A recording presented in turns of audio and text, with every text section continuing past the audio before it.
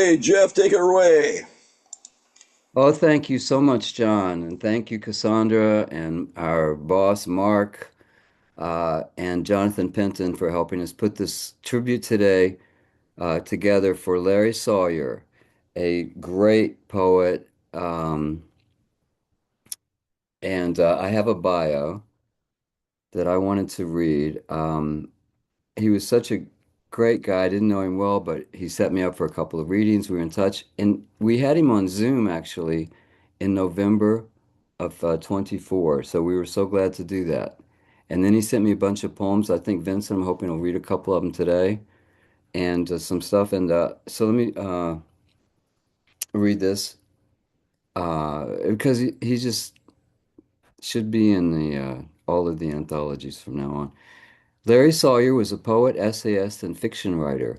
His books of poetry include Daylight Hammer, Breaking Lorca, Vertigo Diary, Unable to Fully California from Autolus Press, A Chase Lounge in Hell, as well as other collections. Larry's final collection, The Blue Butterfly, will be published posthumously by Guernica next year. Larry ran the Myopic Books Poetry Series in Chicago for 15 years. He taught poetry and served as the co-director of the Chicago School of Poetics. Larry was also the editor of the legendary Milk magazine for 25 years, and he was a former editor of Nexus magazine. And when Larry and Lina moved to Toronto, he launched the Milk magazine reading series at Type Books, which ran for 3 years. As a testament to his work in the Chicago poetry community, a Chicago readers poll awarded Larry the best poet in Chicago. And with that said, uh, I would just like to read this poem of his from Breaking Lorca. Song of the Rider.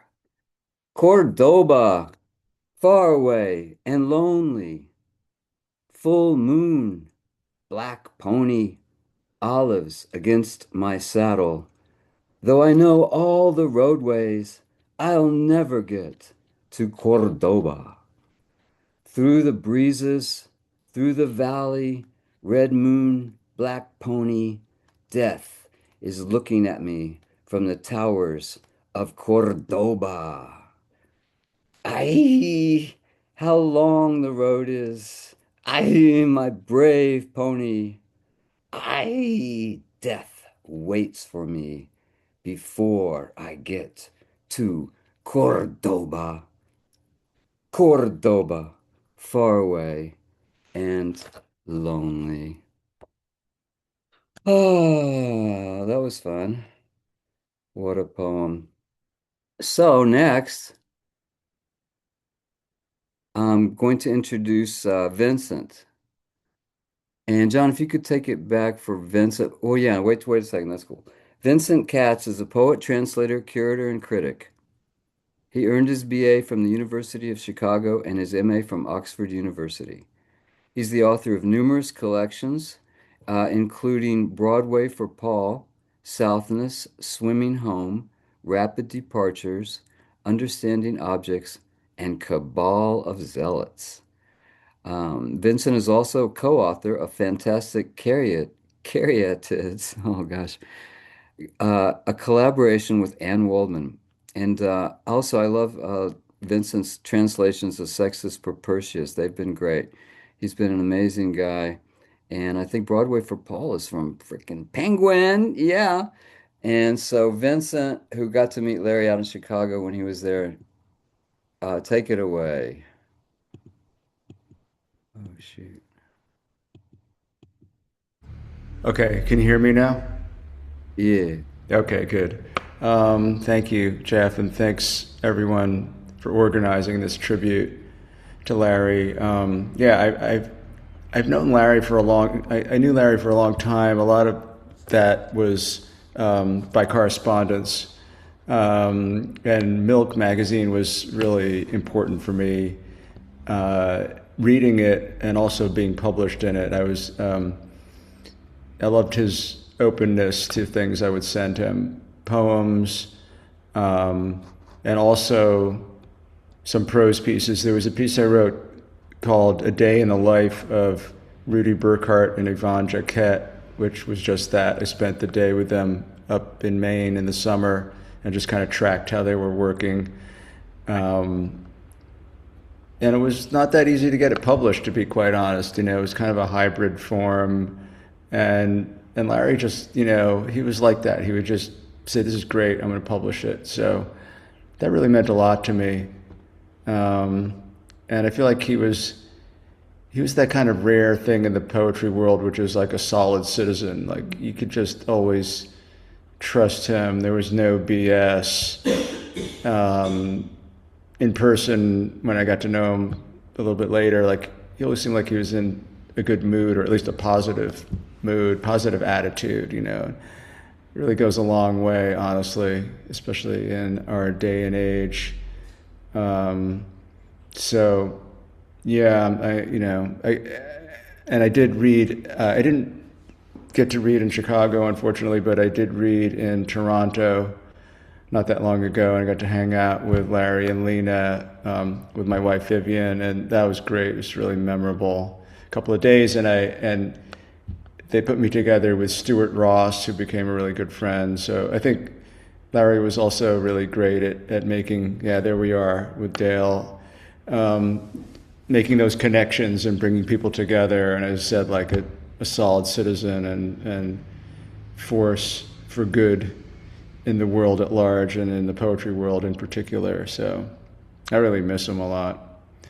I'm going to read a couple of these short poems that Jeff sent me that I think are really great. These are all by Larry, by the way. Okay. Rotus Square. Poetry is the alpha and the omega, even if it isn't. Even reminded not, and while we're unawares, orchestrated even and only for the frisson of insistence on solo silicipicis, the ancient Roman instrument which doesn't exist, plays on behind our unheard eyes. We're far too acrostic and so very world. And then after I read that, I said, is this an acrostic? And it is. It's the acrostic spells out Pater Noster. Let's see. I will read.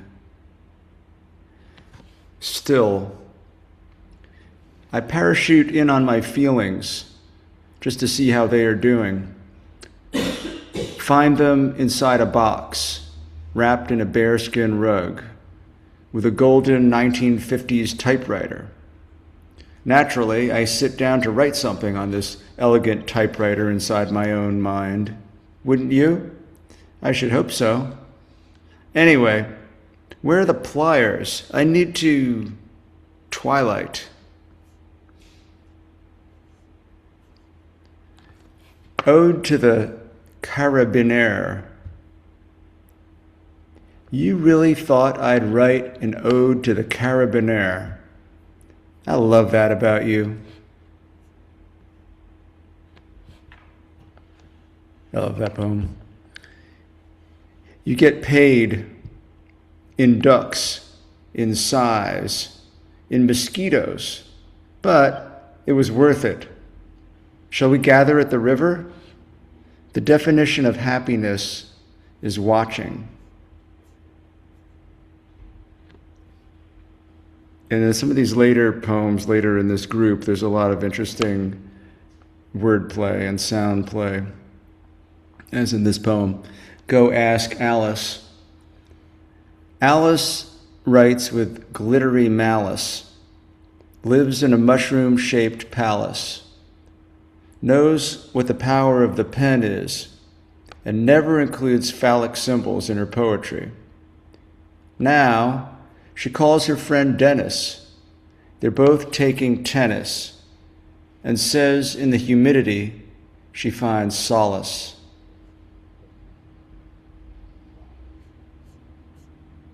Obad. Some socks have trick locks. We try to evade the reasons why. It's unnerving, the sounds they make. There are 10 envelopes containing letters therein. We try to contain our excitement, but a breeze blows in, the smell of apple pie.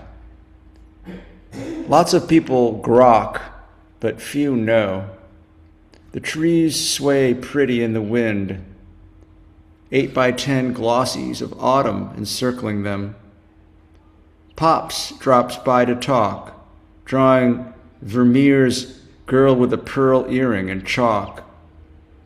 We blast past it, then dive, glowing, alive. I think I'll stop there. Thank you. Thank you, Larry. That's a beautiful photo there of Larry and Lina. Thank you. Thank you so much, Vincent. Vincent Katz. That was beautiful, and your remarks about it were so fine. I know that Cabanero poem is really funny. Another Chicago friend, Paul Hoover. Paul is the author of many books, including most recently O and Green, new and selected poems from Mad Hat Press, from Mark Vincenza's press. And during Paul's career, he's edited Oink magazine, and now he's doing an amazing job with New American Writing. He teaches at San Francisco State University in California, and we were super glad to have him in New York at KGB not that long ago, a little while ago. Anyway, you're going to enjoy hearing from Paul Hoover. Paul.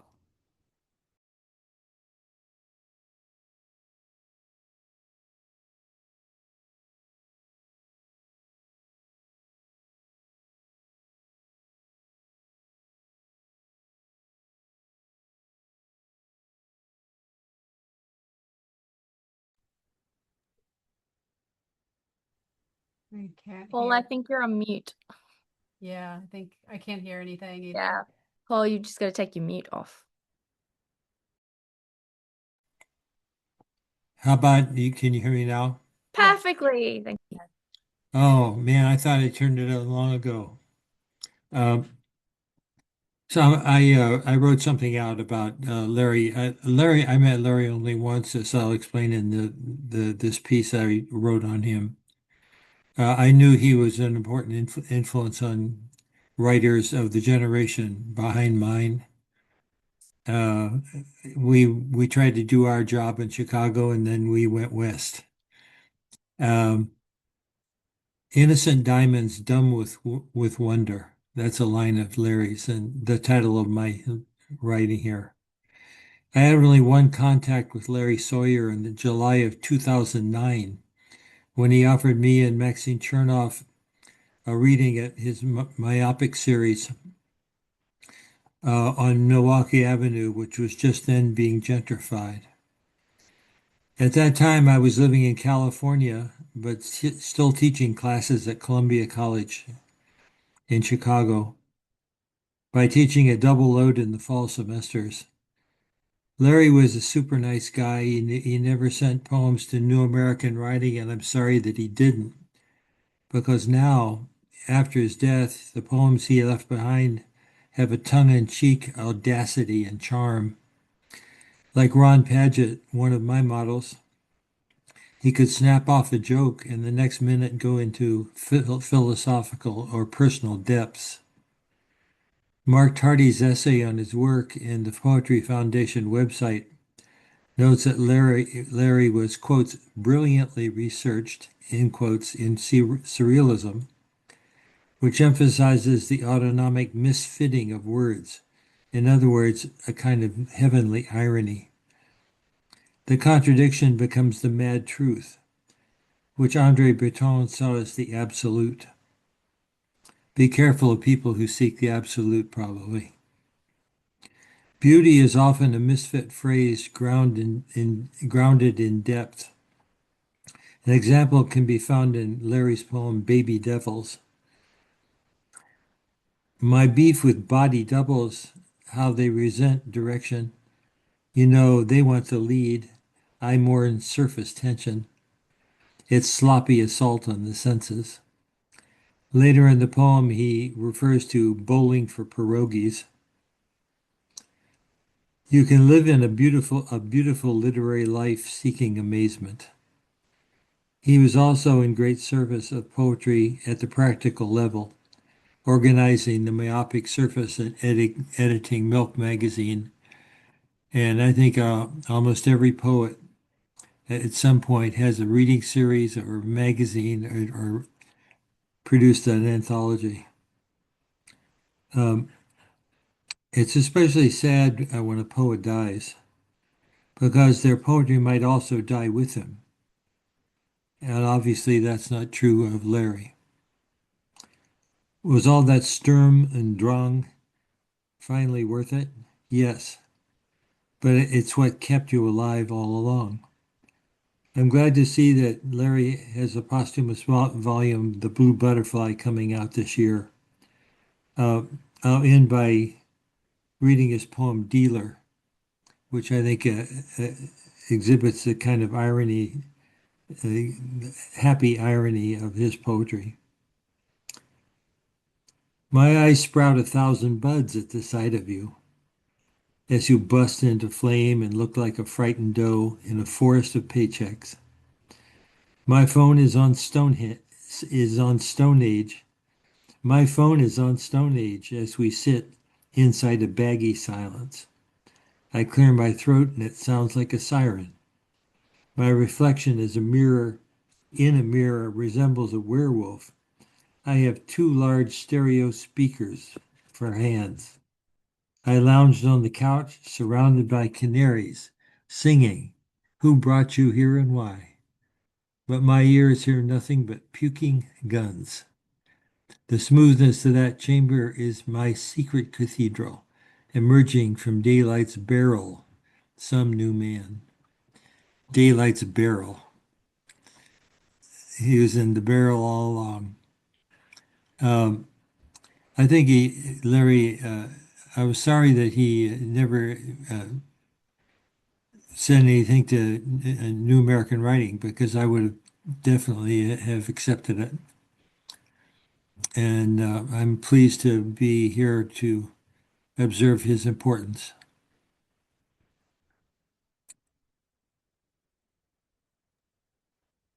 That's my comment. Thanks. That was wonderful, Paul. Thank you so much. I love that. You really, put it together there for us. That was very nice. Thank you so much. And that barrel, it's the line, sunlight in the barrel. Yes, sir. Yes, sir. I had noticed that line. And I was lucky enough to publish Larry before in Live Mag. I was so happy to do that. Um, all right, now we're going to move along. Thank you, Paul Hoover. Going to move along to Sheila E. Murphy. Sheila is an American poet who has been writing and publishing actively since 1978. Recently released in 2025 from our friends at Lavender Ink is Escritoire. Forthcoming are I Want to Be Your Radio from Unlikely Books, Jonathan Penton, yay, and October Sequence 22-152 from Chax Press, nearby, right? Tucson. Previous books include Blaze Vox Books, Permission to Relax, and October Sequence 151. Oh, I get it now. And Sostenuto from Luna Bisante, and Golden Milk, also by the great Luna Bisante. Please welcome the wonderful Sheila Murphy.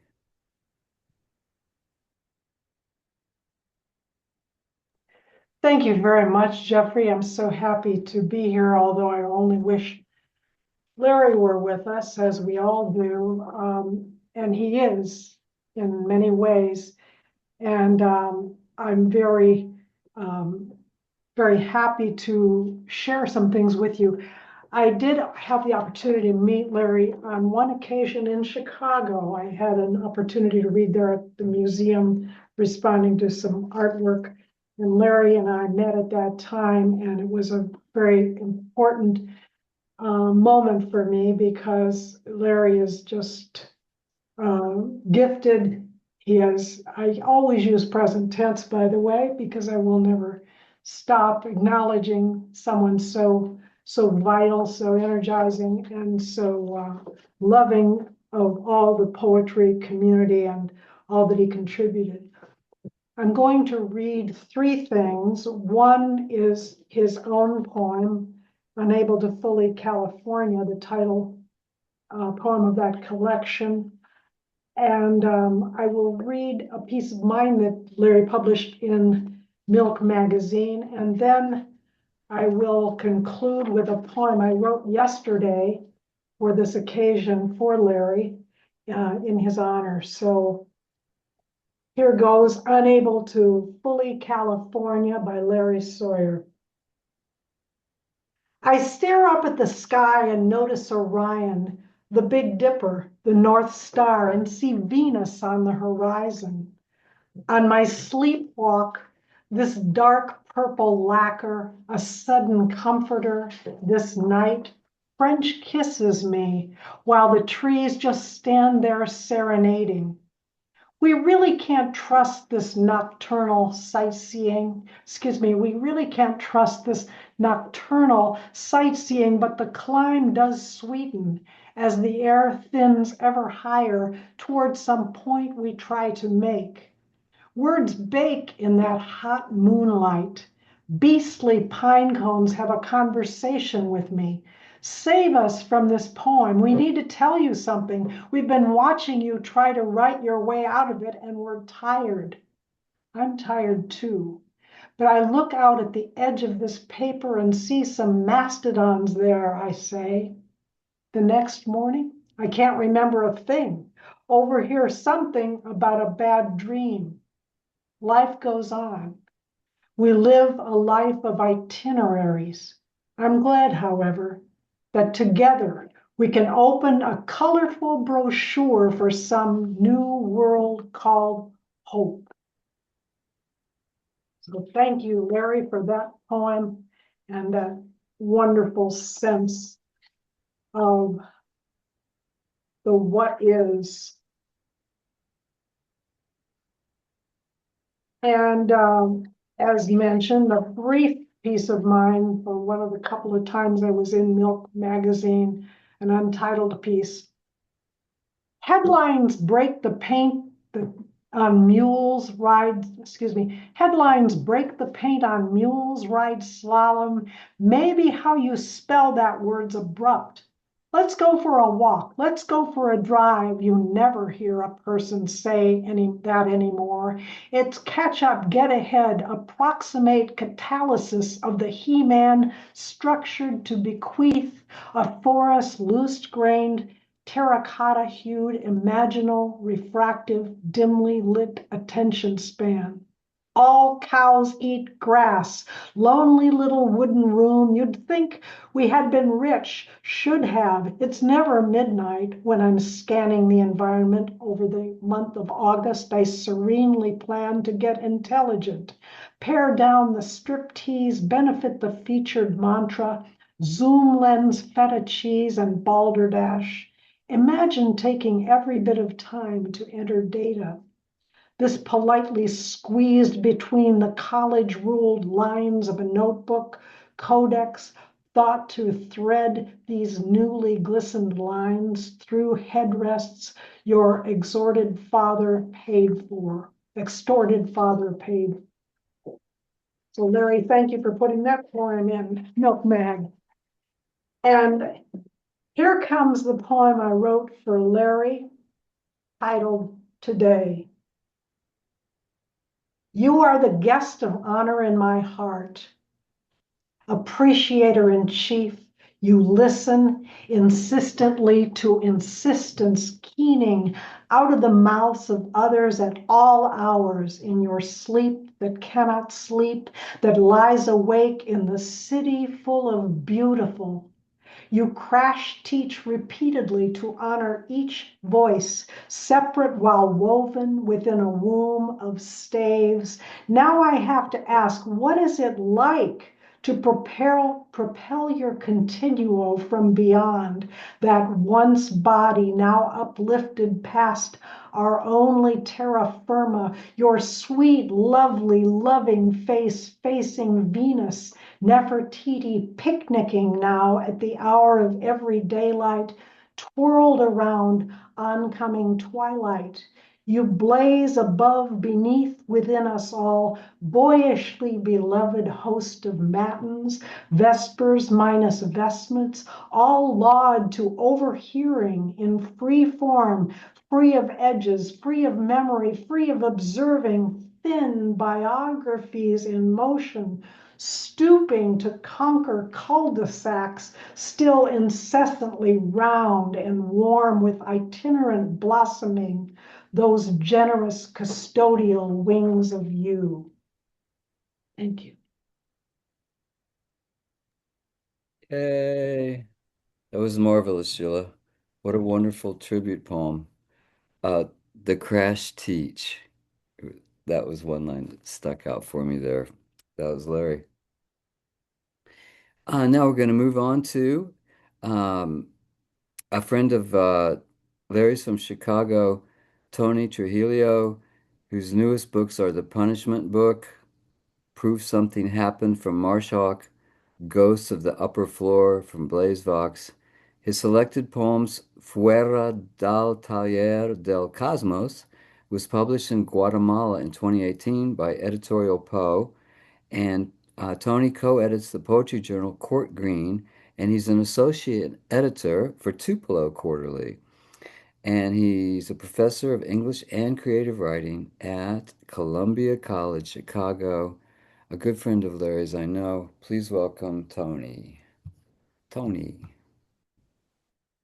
Thanks, Jeff. Thank you, and thanks everyone for being here and organizing this, and especially Lina. Thank you.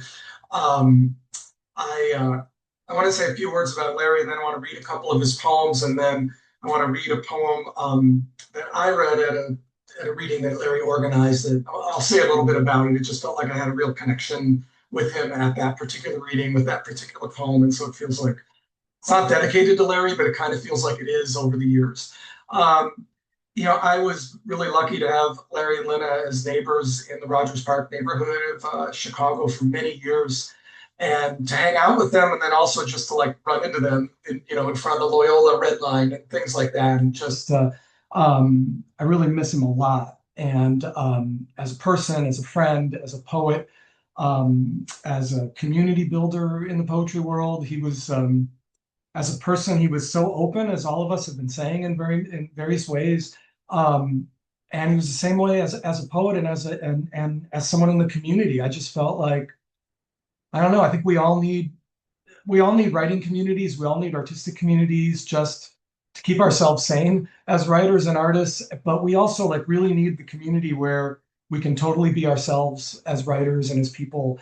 And Larry made those communities everywhere he went, Chicago, Toronto, and through his editing and his writing. And it was really kind of a model for how to be in the poetry world with his openness. So these are all it's a very sad day, as I think Sheila had said. I wish he were here with us. I'm going to think of him in the present tense, as you were also saying, Sheila. I'm going to read a couple poems from Larry's book, Vertigo Diary. And the first, and they really kind of, they're a couple of my favorite poems of his, and they kind of encompass that sense of the surreal and the kind of sly politics that was everywhere in Larry's work. And this is called Of Foreigners. Of foreigners.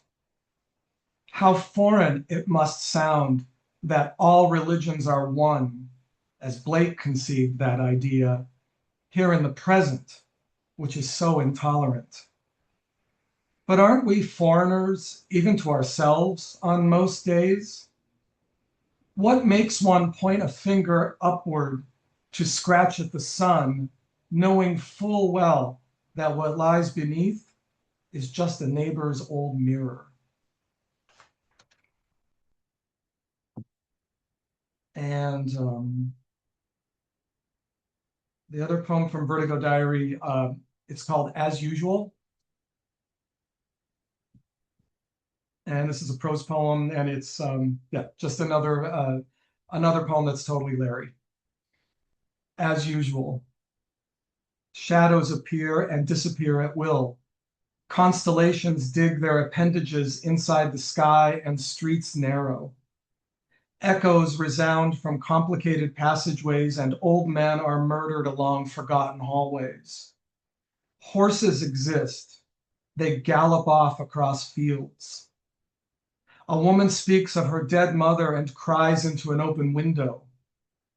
Once or twice, there were even a few lonely ones, just like someone you know, sitting beneath clean ceilings drinking coffee. Just now, they're getting up to walk slowly home. Even as you explain to yourself that it was just a dream, buildings collapse, withering under the weight of ordinary thoughts.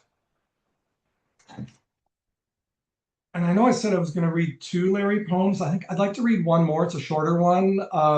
It was the poem that I read at the Myopic the Myopic tribute for Larry last April, and it's been amazing seeing so many of the slides from Myopic and from that tribute. It just says something about how special Larry is to all of us. And this is called Shaped by Wind. The will waits for us to begin in our screened-in worry to analyze America, burning its patriots as in the cities, a beacon slouches, slurring xenophobic seas of voters who wish for what freedom? As if we could shine all monuments to war, give junk food thanks for imperceptibly spoken ghost accounting, which is keeping the whole shithouse afloat.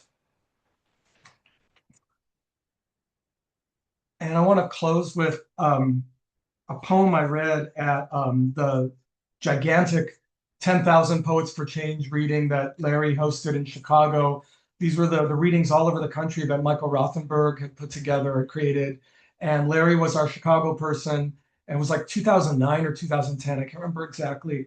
And when I introduced this poem, this is why this feels kind of like a Larry poem to me, even though it's not formally dedicated to him or anything. When I introduced the poem, I wanted to say a few words, and I began with talking about being such a politically oriented reading, and political reading, and I said, yeah, it feels like right now we're living through the prologue to a Philip K. Dick novel. And there was and I'll never forget, Larry was in the back, and I heard that baritone chuckle. He was like, yeah. And it was just loud enough and just bass enough for it to be perfectly Larry. And I felt when I was reading the poem, I was reading for everyone, and I felt like I was kind of zeroing in on Larry. So the poem is called They Sound Bells for Us. And what sparked the poem was a trip I'd made to Taos, New Mexico, like a year or two before the reading. And a friend of mine was showing me around, and he said, hey, Donald Rumsfeld has a home here. Do you want to see it? And I was partially like, no. And then I was like, of course I do. And so this was sparked by seeing the Rumsfeld manse in Taos. They sound bells for us. The cat sits on the windowsill like an old man in shirt sleeves. She's arranging flower pots. When it rains, she hides under the bed. My goddaughter is fighting for custody of her child because her boyfriend drinks and gambles his paycheck from the plastic factory. Our families need to visit us each summer to get away from their troubles, to lock themselves in a room, but there's nothing on TV then anyway, because it's summer and just as easy they can get the Wisdom Channel on cable back home. Our animals know when it's about to rain, and they hide underneath the easy chair when a tornado is coming. Our friends are nervous when you take pictures of cattle grazing outside the Secretary of Defense's winter home in Taos, a Chevy Chevelle rusted and on blocks in the yard next door. It's the times we live in. Don't worry, you tell them. The cattle are running away, and the cameras in the secretary's bird feeder can document this. Like anyone, he's shaped by childhood events. A memorable year in 1948, for example, at a Boy Scout ranch outside Taos. He keeps horses, a donkey, a mule, cats, and a dachshund named Reggie. Our animals will not let us bring them into the basement when the air turns green and the sky purple. If we move the easy chair, they'll just hide somewhere else. We have to realize we cannot protect them, even though we feed them, clean their shit, hold them on the vet's polished metal exam table. They know the smell of pollen through our screens is not a sign of happiness, or that the flight of a dove does not symbolize peace or clapper bells or magisterial silence. They can't even tell us if wings symbolize only themselves. So how can we hope to protect them or anyone? Even if, God forbid, a pope was demented, infallibility would still be present. The Holy Spirit would stop him from saying something like, Jesus is really Mickey Mouse. Bells are ringing. No one can see the white smoke, so they sound bells for us. All right, Tony. Ding dong, man. Sound those bells. That was wonderful. A beacon slouches. Larry was a beacon. Thank you, Tony. And it's an honor now to have from Toronto, Ontario, Dale Smith.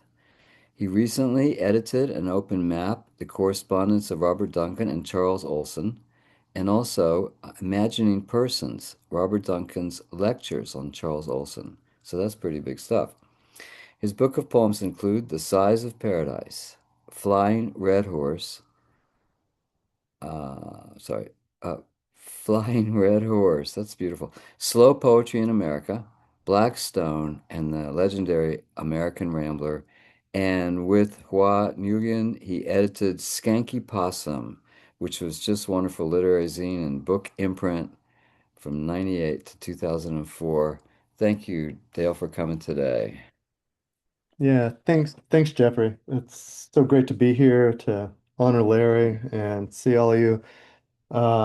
Yeah, I've been thinking about, I was really thinking about Skanky Possum because one of the things I loved about Larry when our correspondence began, it was in service to poetry and publishing and making communities possible around poetry. And Larry's energy was in the service of poetry was just always so inspiring. And I think that's when I met him through correspondence around the magazine and then later in Toronto. So I thought, I just I spent the last couple of days looking back through Skanky Possum and found in issue 6 Larry's a contribution from Larry, and I just thought I would read that. It's called Downpour.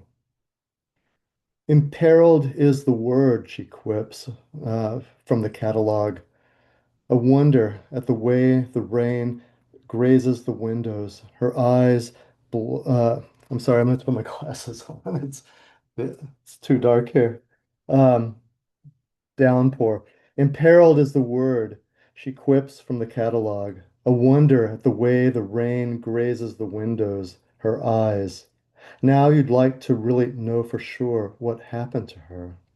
The story relates exotic descriptions of her Fellini form skating there, her image entered into by darkness, namely you. But a conclusion cannot be reached conclusively anymore. From point A to point B was always too subtle, self-defeating. Now she's done, smoking a cigarette suggestively in front of a television. She's no one you know, the reader, that is. She's imaginary, and even this, though crushed by doubt, idea is faulty at best. She crushes your question between her teeth, showers and leaves you hanging. Small things occur and nothing else, as if the story were moving on without you. The theater is darkened and the kids are lost in the woods. 24/7, they say, and you agree. From her convex atmosphere of fashion, a model knowingly howls. She speaks to you like whispering thunder. Anyway, I remember loving that poem and was so happy to have that from Larry, and just being in touch with him over the years, and in Toronto, drinking beer with him in the afternoons and catching up. Just the human presence of his conversation meant a lot to me, and also that he continued creating a great, strong sense of a public space for poetry through the reading series that he was doing here. It was just a shock that he passed, and I still live with that. The world of poetry is just not the same, especially here on the ground in Toronto. But I am grateful that The Blue Butterfly is going to be published later this year, next year, soon in the months ahead. And I just thought that I would end my portion here with a poem from that I really love. It's called After the Egg. There will be no more of this confusing world. A plate, not like a window half open, surrounds the egg like a halo. The egg is our savior. Once, while visiting Mount Athos, I remembered the egg, its wonders, and called out its name. As I had entered a monastery, the rest of my life then stretched out before me like an elaborate carpet. The embroidery was like a yoke of fire. When my life had ended, the egg still burned inside me, glowing. This wonder of creation still looked out upon the disappointing world. Others finally truly saw me as a lamp. I was happy, and now finally useful and free from the claws of time's scorpion. Um, I really love that poem. And also just reading it and thinking about Larry's work a lot lately, just how much um, his writing has this very crystal surface that is always surprising in terms of imagery, but also just where the poem leads you. And I've just always admired that about his work, that there is this, um, very liquid surface that then opens up under it with this complete depth that is endless and goes on. So, anyway, it's very, you know, happy to be here with his poems today, and sending him and all of you the best from here in Toronto. So thank you. Well, thank you so much, Dale. How well said. How wonderful. Yes. Beautiful. As if the story were going on without you, which it's not, obviously, right?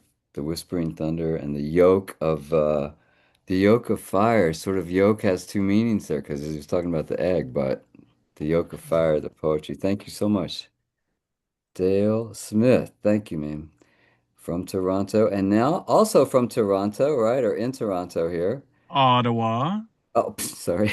It is a different city. I didn't mean to go there.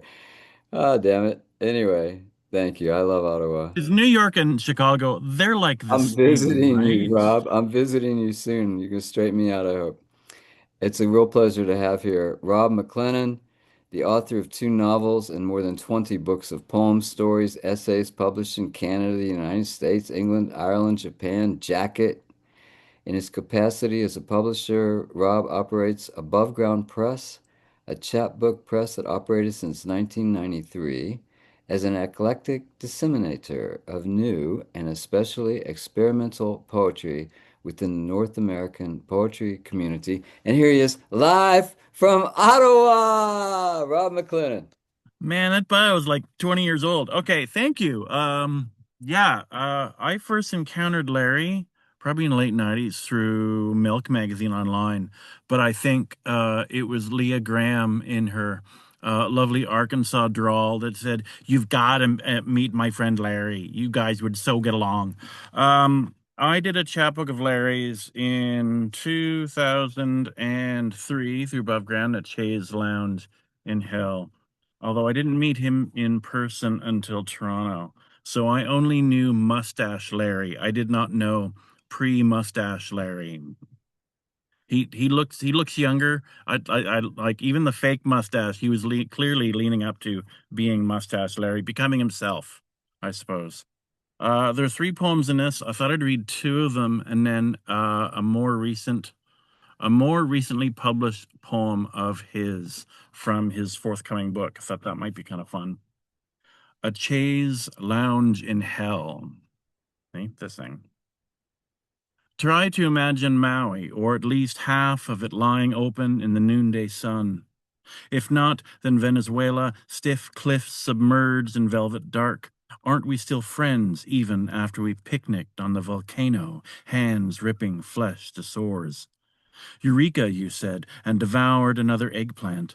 If this isn't love, then we must be slowly dying of some esoteric discipline. Suddenly, we say 3 teenagers topple, stoned over the rim into the lake of fire. Forever is the word that comes to mind. Don't mind telling you that you were always this beautiful, this alive. Maybe you'll believe me when the plane is going down into the drink. Are you sure the bazaar is out of innocence? Black lava cools beneath idiot stars. The mini-series rambles on despite our lisp. Some lost plane writes no conclusion in your skies. Short-wave funeral pyre. Hot lead of each heretic hour, histrionics hint at opera's qualities, onward submerged, urchin bearded, virus of possibility cruise along blue, eucalyptus cringe of morning, double chi of reason among black planets boring boredom holes in a suited afternoon along oceanic highways. That little tiny, odd chapbook I did, and more recently, I published a poem of Larry's in the Tuesday poem series that I curate over at the Doozy blog. This came out in January, filled with the memory of your porcelain abandonment. And it is from his forthcoming Guernica Editions book. I'm your animal filled with light. My eyes are yellow flame. In the night I lurk among the flowers where they lie sleeping. Inside each shadow there's an appointment I'm keeping. I enter the dark and sit on a chair made only of the evening air. When the moon rises I reach up to touch it. Then I chop off the summer with a hatchet. Our train arrives at midnight. Let's catch it. There it is. That's me. I'm done now. Rob, that was so wonderful. Thank you. And thank you so much for helping put this together, Oh, no worries. Really appreciate that. And God, what an amazing tribute. And now we're going to see a little bit of film, and I'm going to ask Lina if she would say a few words for us, if you would like, Lina. Yeah, I mean, Please. you want to do the film first, or you want me to speak first? Because I can do either or. Uh, That's a tough call, right? I mean, I have a few things to say. So, Well, why don't you say your things, sure. please? So first of all, I want to thank you and everyone who organized this, because I know it was just it's like trying to wrangle, just from a organizer's perspective, knowing for years and years with Larry, trying to wrangle cats, same thing with poets. But I'm just very moved to see everyone today in honor of him. It really is moving for me. I'm going to echo Sheila and Tony in saying that I still don't acknowledge that he's not here. As a matter of fact, there was another pretty famous poet named Andrea Gibson who just recently passed away, and their partner was remarking in an interview that she uses the word allegedly around Andrea's passing. And I thought that was really beautiful, because I'm still in that stage. I'm very much in solidarity with Andrea's partner, Megan, in that I don't acknowledge that he's gone. not in an unhealthy way. I think all of us poets here can understand that he kind of transcends space and time. And so that's sort of where my head is at. And, you know, again, it's just the acceptance of the language around death and the idea that, you know, as poets, we have to be very careful about and meticulous about the words we choose. And then Larry was obviously incredibly adept at that. And so that really, you know, sorry, I'm getting a little choked up. But it's the precision of the language that really I want to focus on, is that Larry really took time, even though it seemed effortless. Almost, I think somebody commented that there was the liquid surface, but so much beneath. And that truly was his motivation when he was writing. And he made it look so easy, but he wrote every day. He was extremely prolific. He was so dedicated to this to poetry. So when we read his poems aloud, I think it really is markedly obvious. So if you don't mind, I just wanted to say one other thing. He does have a collection coming out in Canada in 2027, and that's The Blue Butterfly, and that's a beautiful collection of work that he wrote while he was going through cancer treatment. So that's literally the last thing he wrote. But in addition to that, I'm going to be working with Jeffrey Gotza this year with Blaze Vox, putting out an uncollected works. It's a 2-volume set of about 800 of his poems. So we are working through that right now, and hopefully this will be published soon. So that has been my labor of love this last year, is going through all of the poems that haven't been published. And so I'm happy to say that that collection is going to be sooner rather than later coming out. It's called My Eyes Were Both Birds. And it's a line from one of his poems. So I wanted to, Jeff, if you don't mind, can I read a poem or two? Is that okay? Yeah, please. So I'm going to read a couple of his poems from that collection. Since Rob already read the one from Blue Butterfly, I want to read some from this forthcoming collection. And I'm going to start with one called Advice for Poets. Advice for Poets. What is locked in time is not your life, but a weather report, a conch shell against the ear echoing time. Your mouth becomes a janitor, and Sundays you go for a backwards walk along with your soul. I would not let you in, but I watched your trapeze act in mirrors, and behind your back I wrote poems on small scraps of paper, each a small line, another crack in the glass. Be glad to hear the wind in the trees, to notice a silence that is not yours. So that's Advice for Poets. There's a couple more here. I'd like to read their shorter poems. One is called You Are the Kamikaze of My Every Moment. The proud cellophane of our lives, each of our fingers stoked with this love like a new arithmetic, and the parade of hours only knowing your name. Tomorrow is a theater. We are trapped inside this poem. The storm tumbles inside us. We are mirrored dice.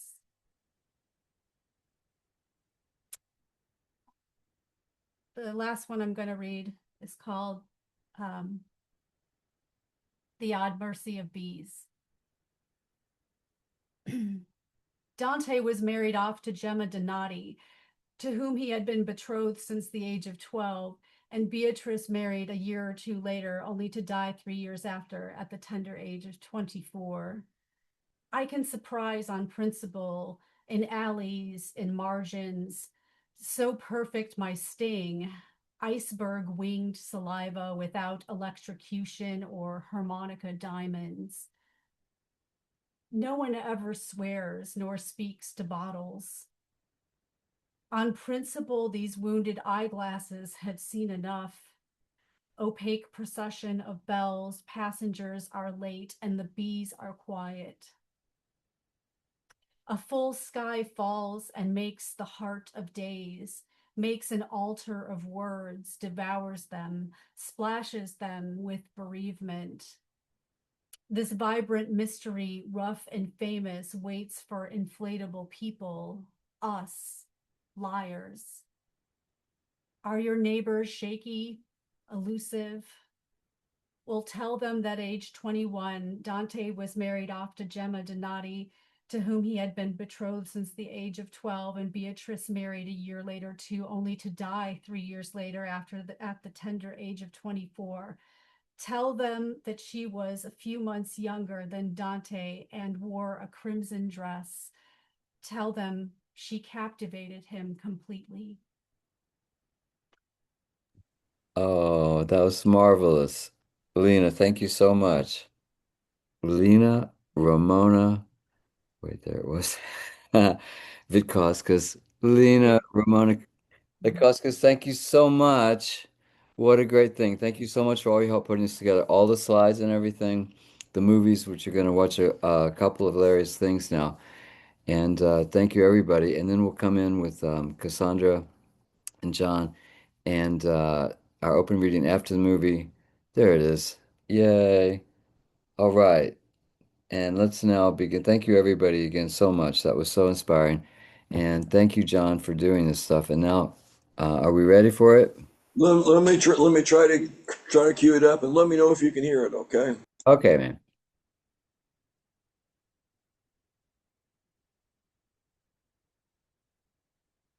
I can't hear. Here we go. Here we go.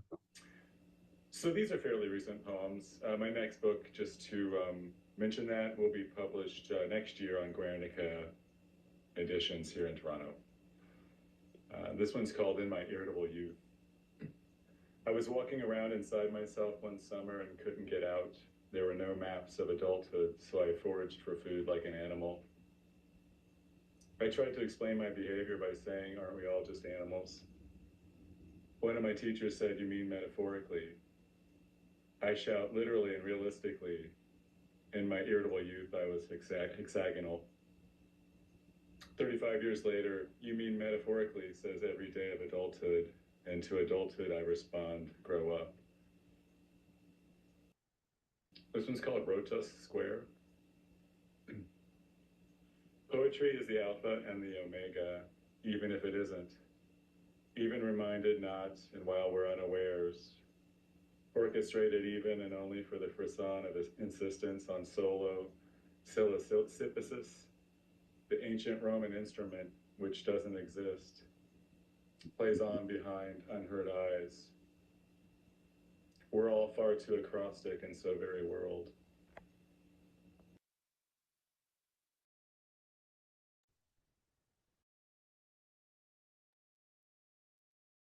Oh, that was something, huh? I hope you could hear it. Let me try one more.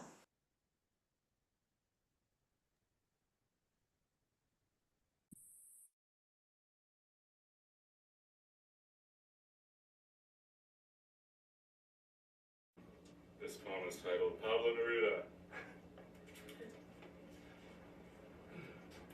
Lost jubilant homophone, errant amour, my largesse so viable suffers delirious insomnias. And my jovial woman, prescient with hours, you lose rancheros and cats, cruise tardy and blasé, comely in your collar of palpitations. Sexual ostrich, rodeo solitary residences, while enemies establish alma maters and conspire in trial dormitories. Cakes large as waking kiss wives on consignment.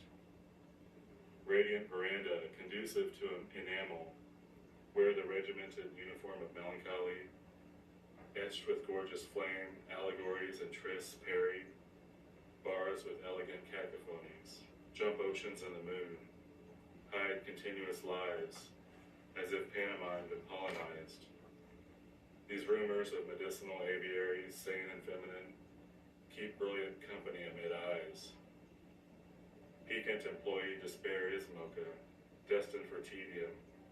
Seminal novels leaden night with roads and definitions. Seducing vaqueros, who lay in wait for miserable cinematographers. Done are the years and their sons poach principles' passions. Why carry such peers? Lead us dulcet violins, con sunlight ardently. as humid men walk their cigars. Oh, that was really splendid. As human men walk their cigars. Oh, wow. That's one thing I always was drawn to Larry because he had this surrealist streak that was so refreshing. And now John, and we're gonna have John, if you want to read something for us, and from your great science fiction up there in New Hampshire, and then Cassandra we have, and then we have a couple of open readers. Here he is, John Wessick. Okay, we'll read something for you. I did not know Larry, but I wrote a poem about a poet named James Allen who died back in 1998. So this is me from 1998. It's called Apology, December 28th, 1998. I used the funeral announcement to mark my place in a textbook, then dreamed I forgot to solve problem 26 around 4 a.m. the day of your burial. I tried to remember what I neglected, but failed until I opened the book too late and saw the gray card amid the circuit diagrams. Of course, problem 26, life and death. I hear B's solution drops right out if you clarify part A. Last time I saw you, I said all I could in my poem. More words seem pointless and too late now anyway. Why write this pointless, too late poem, except to someday read it for you in a dream? Anyway, that was for James Allen, who was a stockbroker who made a lot of money and then decided he wanted to move to California and be a poet, and he would build like big straw men on the beach and set them on fire and stuff like that. So thank you very much. Awesome. We love John, our tech manager, and a pointless too late poem from him is always a delight. So we are going to throw to Mike Folds now, who read the announcement of today's Lit Balm and wrote a poem especially. Mike, where are you from your usually surreal backdrop? Is he still here? Yes, he is. I see him. You've got to unmute yourself, though. You always look like you're coming from the future. Well, I'm coming from the past into the future, and that's okay. So I was saying before that I hadn't heard of Larry until I got an email from Lit Balm about this tribute reading, and in reading his poems and reading Mark Tardy's memorial or memorial, I guess, of his memories of being with Larry and Larry's support. So I got into his work a little bit and ended up later trying not to copy his work as much as I enjoyed reading it. But I came up with this little thing. It's not very long. It's called The Machine at Work, after reading of Larry Sawyer. Always something aglow in the fireplace of the mind. The furnace pump pushes against the walls of home. Caught in the majesty of a willow tree in June, dispensing with superiority and sensing the presence of an eternal dialect. The rain cloud drops its veil for whom I never knew. Thank you. Thank you That's so it. much. What a beautiful opening. Always a glow in the fireplace of the mind. I think that's something we'd all like to have. Thank you so Yeah. much, especially for writing a poem, especially Well, for thank the you event. for letting me read. We always love to hear you read. You're always welcome here. But now we have to turn. Well, I've come back recently from Hiroshima and Tokyo, and in Tokyo, I always go and see Godzilla. But we're going to turn to King Kong now with DeWitt, who's coming from his King Kong chair.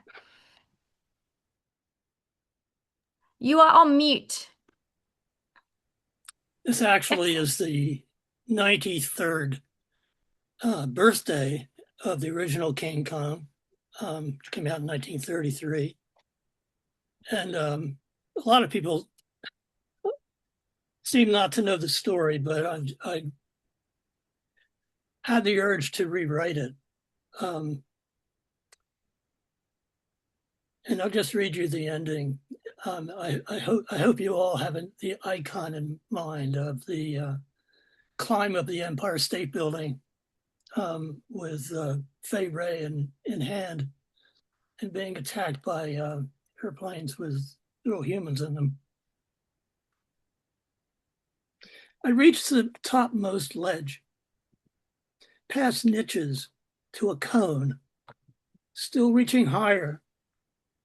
Just as I grab the post at its very tip, I hear a tearing noise and see flapper, snapper creatures, 4 of them small and flying closer, louder. Wind ruffles my fur. I roar and challenge. They circle. I look at Mama Pet in my hand as she wriggles without sound, pleading with me. The creatures climb and circle, ready for attack. I put her safely on the ledge. I climb to the very tip of the cone, feet gripping its collar, and beat my chest with both fists and give my battle roar. Then they dive at me. One fist in the air, hanging onto the tip with the other. I roar as the first one comes close, spitting, and flies up, climbing away, too fast to catch. Mm-hmm. Then the second. By the third, I'm ready, reaching as I hang on, almost get it. Then another, almost get that. Their stings, so many, so fast, dazzle my face and neck and chest with pain. I watch them intently as they circle and loop. Then another comes. I catch this one by the wing and throw it down so it bursts into flame, falling. I feel sick. Another spitting dazzles my throat. I miss the next and it stings over my heart. I grab for the creature, dazed and missed. I touch my wound, feel wet. They make another pass, spitting, and as I reach, I almost fall, holding on to the tip. Hurt and dizzy, I wipe my brow. They come again, and I slip from the tip to the base of the cone. I reach for Mama Pet. The flapping things were circling, leaving us. I touch my heart wound and study my fingers. I pick up Mama Pet for a last look. They want me, not you. If I let them sting me, they will spare you. She makes no sound, wide-eyed, struggling in my grip. Silent, I put her down. I fondle her. 1, 2, 3, gentle strokes. Don't worry. I'm dizzy. A flapper dives at me, stinging my throat so I gag and reel. I slump against the cone and fondle her once more, knowing it is finished. She will be safe. She will live. She will never forget. I pray for and bless her with all my being, my grief. They sting again. I grab my throat with both hands, gasp, off balance. Catch the tip with my right hand, left in my throat, still holding on. Then slowly, I can't hold on. I let go, fall, as I had never fallen. Dream. We are at home. Souls, same-sized, bodiless, braiding together now like strands of smoke. Wow. I mean, I love the way that we can get inside the heads of famous characters. I do want a whole book though. I love that. But this one's the non-human. Maybe you can do a book of getting inside the head of the non-human. It's striking. It's sad. Thank you. Thank you so much. Katya is up next and she has something for us in our open. Is it? I apologize if I haven't pronounced it properly. I'll just blame it on my Australian accent if I did get it You wrong. pronounced it perfectly. Thank you. Larry and Lina were the first people who published me over 20 years ago in Milk magazine. And I have a lot of regret. I knew Larry, but I feel that I didn't know him well enough. But I can always read his poems for as long as poems exist. So here's a short poem of mine. It's called Mornings in the Neighborhood. These days, I shop for gas masks, buy coffee for strangers, take walks. If you come early, the grass blades reflect the sun almost uniformly. A walker's hand flits blade to blade with tiny greetings. The slow camera of my gaze sweeps to the water, which smells like sea but isn't. At least the dogs are happy, and the wide-brimmed hats are flowers bobbing in the sun. Beyond the trees, the oboe is a mystery, playing a childhood song. Everything is soft and the last of its kind. Wow, thank you. That's beautiful. I love the wide-brimmed hats. What a beautiful image of the flowers. Thank you so much. And please come back Thank you. anytime and read more. We're thrilled to have you. We're Thank you going so to much. end the open with our favorite twosome, Cindy and Bob. Cindy, what have you got for us, badass poet? Well, what I've got is a 4-line serendipitous poem. And I say serendipitous because of this. I wrote a poem and I put a word in it that's a poetic word. And at the same time that I was writing, I was also reading Sheila Murphy's wonderful book, Permission to Relax. And she had a poem in there called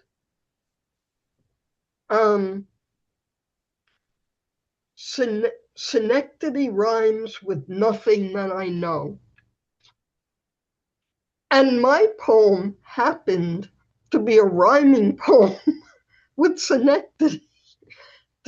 And I swear to God, I didn't read that poem before I wrote mine.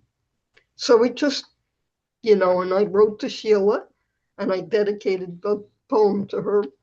It's called Location, Location, Location, which is, of course, a real estate term. Some folks live in a city called Schenectady.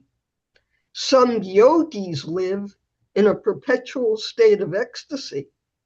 Pregnant women live in a state of expectancy. And poets live on the outskirts of Synecdoche. Say that 3 times fast. We love you, Cindy. Only you can write poems like this with your incredible approach of playfulness. Absolutely loved it. It's a silly poem, but Sheila's the best. Sheila is the I read best. a whole slew of Sheila's. I'm envious that you're Sheila's friend. So there you go. Everyone should go out and write a poem based on one of Sheila's. And as someone who was an undergrad who thought synecdoche was pronounced synecdoche, I had a hard lesson to learn in first year undergrad. Anyway, well, we've come to Bob, who's in his kitchen. He gives us a sneak peek, the kitchen laureate. We never know what he's going to read. Could be long, could be short, could be anything. Bob, what have you got for us to end this glorious lip balm? Okay, and it is short. Beneath the whisper moon, a boat approached the shore. A man approached a door and dreamt behind it animals that wept with dreams they could not fill. And that's how he does it, people. That's how he does it. That's how he ends lip balm, and we think about him for the next until lip balm starts again. Jeff, back to you. But thank you to everyone. What a smashing show. Cassandra. See you next time. Thank you everyone so much. And Larry said, like we are all these mirrored dice. So thanks again. Thanks, Mark, our boss. And see you next time. We'll let you know. Are we back in 2 weeks? Are you back in 2 weeks? I don't know. I'll have to check with Mark because he's I see. Okay. It'll be like 2 light years. Got it. Hopefully. Thanks again. What a great show. Thanks, everybody. Adios.